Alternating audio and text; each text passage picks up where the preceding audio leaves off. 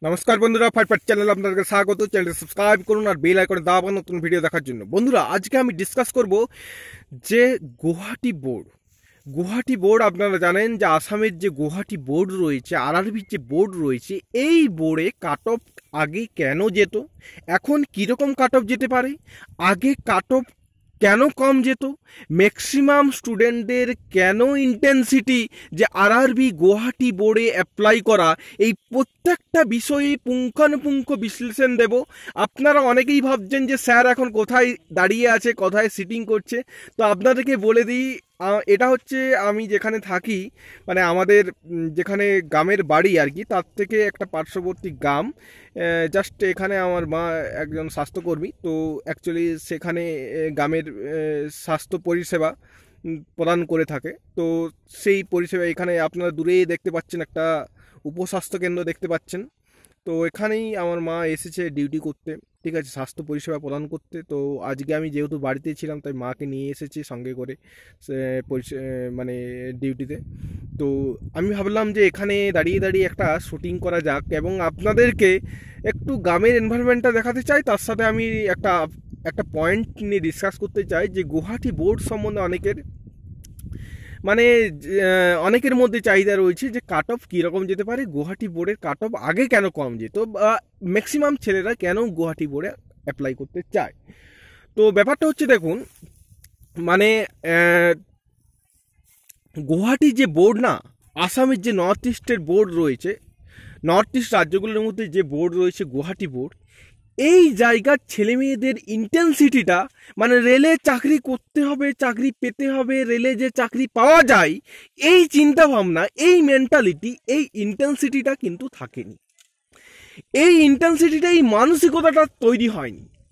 তার পিছনে অবশ্য একটা কারণ রয়েছে, যে কারণটা হচ্ছে যে এই ইন্টেন্সিটিটা বা এই মেন্টালিটিটা তৈরি না হওয়ার পিছনে যে কারণটা রয়েছে, সেই কারণটা আমি যেটা মনে হয় যে, মানে ঠিকঠাক কমিউনিকেশন, মানে রিভলিউশনটা, মানে যেখানে আমাদের অন্য রাজ্যগুলো যতটা মানে তারা যেভাবে নিজেকে উন্নত করে ফেলেছে, যে আমাদের যে উত্তরের দিকে যে রাজ্যগুলো রয়েছে, বিহার, ইউপি, রাজস্থান, গুজরাট, যেভাবে নিজেদেরকে অ্যাডাপ্ট করে নিয়েছে যুগের সাথে, এই এরা ঠিকঠাক অ্যাডাপ্ট করতে পারেন। তার পিছনে অনেক রকম কারণ রয়েছে।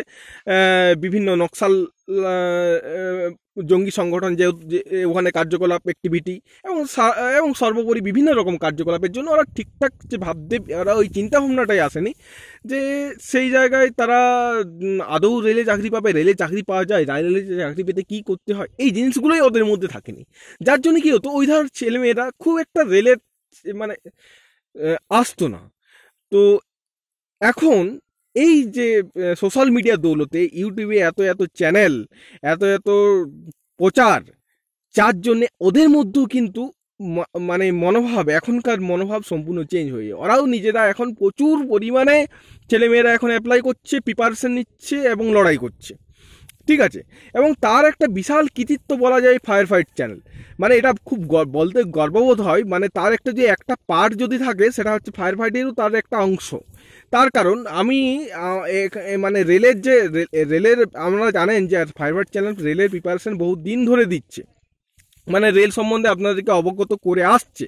বাট আপনারা জানেন না হয়তো, নর্থ ইস্টের রাজ্যের ছেলেমেয়েরা, মানে আসাম, ত্রিপুরা, মেঘালয়, মণিপুর, এই সাইডের ছেলেমেয়েরা কিন্তু বাংলা ভাষা বুঝতে পারে এবং বাংলার সাথে ওদের অনেকটা মিল আছে।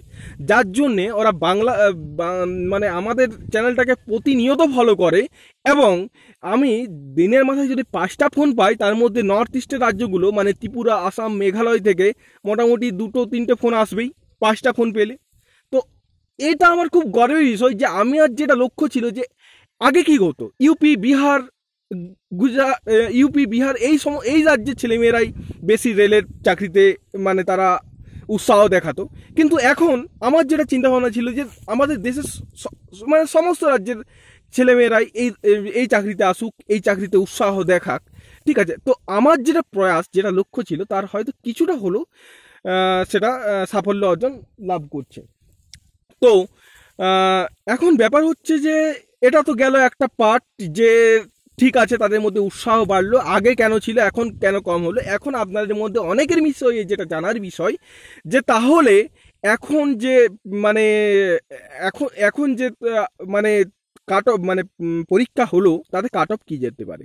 দেখুন বন্ধুরা, এখন মানে আগে যেমন মানুষের মধ্যে অ্যাওয়ারনেসটা কম ছিল, এখন কিন্তু অ্যাওয়ারনেস কম বললে ভুল হবে, এখন সবাই সচেতন, সবাই কিন্তু লড়াই করছে, ঠিক আছে, সে কেউ কম কেউ বেশি কিন্তু লড়াই করছে, মাঠে আছে।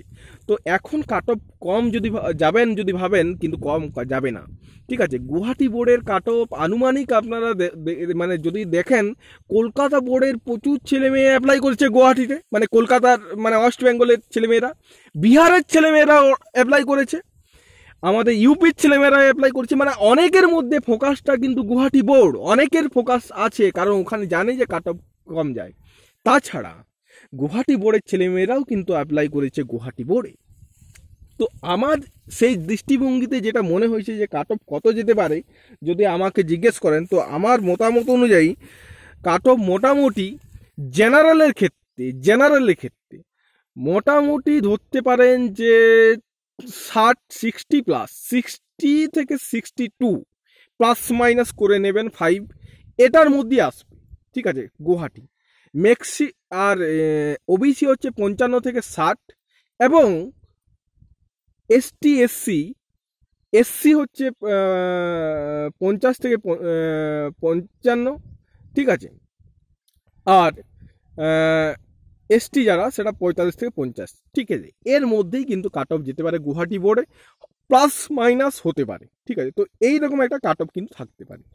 যদি এই ভিডিওটি ভালো লাগে, যদি এই ডিসকাশনটি ভালো লাগে, তো ভিডিওটি অবশ্যই লাইক করবেন, প্রচুর প্রচুর পরিমাণে শেয়ার করবেন, আর চ্যানেলটি সাবস্ক্রাইব করে সঙ্গে থাকবেন। কারণ দেখুন, আমার যেটা প্রয়াস, যেটা লক্ষ্য, যেটা আশা, যে আগে মানুষ কি করতো, আগে শুধু এটা গুয়াহাটি বললে ভুল হবে, নর্থ ইস্টের রাজ্য বললে ভুল হবে, আমাদের গ্রামের ওয়েস্ট বেঙ্গলের গ্রামের ছেলে মেয়েদেরও অ্যাওয়ারনেস খুব কম আছে যে রেলে চাকরি করব, এই চিন্তা ভাবনাটাই তাদের মধ্যে খুব কম আছে। তো সেই লক্ষ্য নিয়ে যেহেতু ফায়ার ফাইট এগিয়েছে, গ্রামের প্রচুর ছেলে মেয়েকে যেখানে উদ্বুদ্ধ করতে পেরেছে, তো অবশ্যই আপনারা অবশ্যই চ্যানেলটি সাবস্ক্রাইব করুন, প্রচুর পরিমাণে শেয়ার করে ছড়িয়ে দিন, ঠিক আছে। সবাইকে নিয়ে আসুন এই প্ল্যাটফর্মে এবং কম্পিটিশানে অংশগ্রহণ করুন। থ্যাংক ইউ, ভালো থাকবেন, ভালোভাবে পড়াশোনা করুন, চাকরি পেতে হবে এই মানসিকতা নিয়ে পড়ুন, চাকরি হবেই। থ্যাংক ইউ, ভালো থাকবেন।